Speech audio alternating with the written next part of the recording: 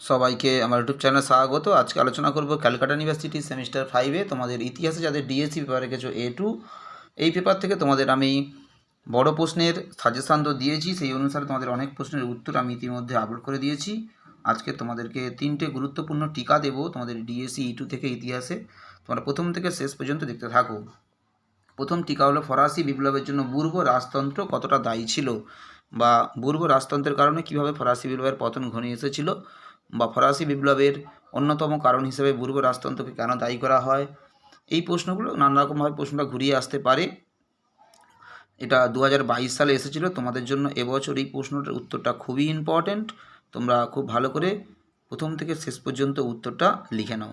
তোমাদের এই DSC E2 থেকে, অর্থাৎ তোমাদের এই ইউরোপিয়ান হিস্ট্রি থেকে যে পেপারটা তোমরা রেখেছো ডিএসসি A2-তে, তোমাদের এই পেপার থেকে তোমাদের আমি অনেকগুলো বড় প্রশ্ন দিয়েছি, টিকাও দেবো তোমাদের প্রায় 10খানার মতো টিকা এখান থেকে তোমাদের আমি আপলোড করে দেব। আজকের প্রথম তোমাদেরকে 3টে টিকা দিচ্ছি, প্রথম থেকে শেষ পর্যন্ত ভালো করে তোমরা দেখো এবং উত্তরটা ভালো করে তোমরা লিখে নাও।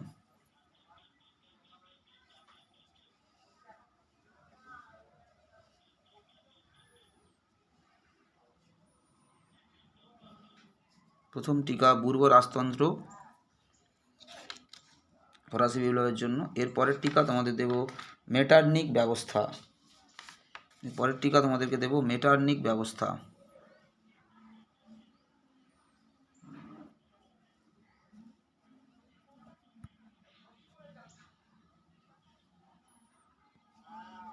প্রথম থেকে শেষ পর্যন্ত ভালো করে দেখতে থাকো।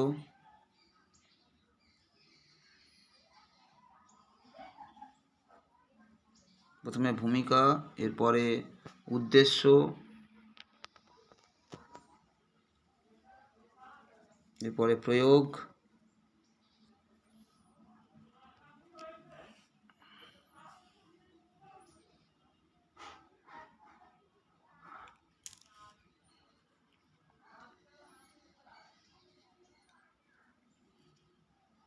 পরপর পয়েন্ট করে করে লেখা রয়েছে।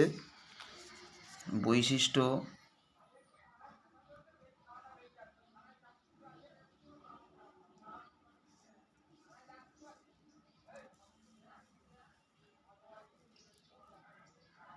ব্যর্থতার কারণ,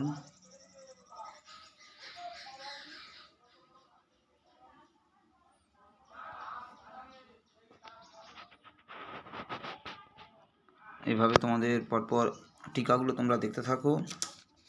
মেটারনিক ব্যবস্থা হয়ে গেল। এরপরে তোমাদের জোলভেরিন বা জোলভারিন কিভাবে জার্মানির ঐক্য সাধনে সাহায্য করেছিল। জোলভেরিন বা জোলভারিন কিভাবে জার্মানির ঐক্য সাধনে সাহায্য করেছিল 2020 সালে এসেছিল। গুরুত্বপূর্ণ টিকা ডিএসসি A2 থেকে, তোমরা খুব ভালো করে প্র্যাকটিস করবে।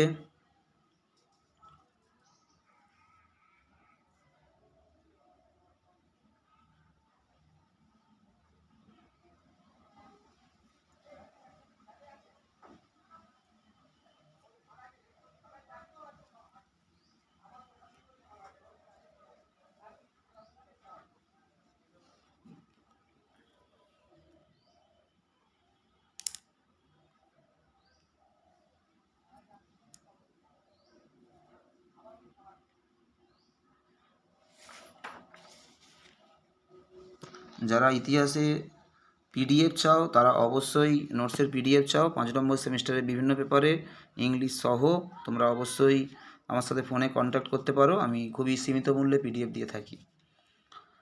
সবাই ভালো থেকো, সুস্থ থেকো, সবাইকে নমস্কার।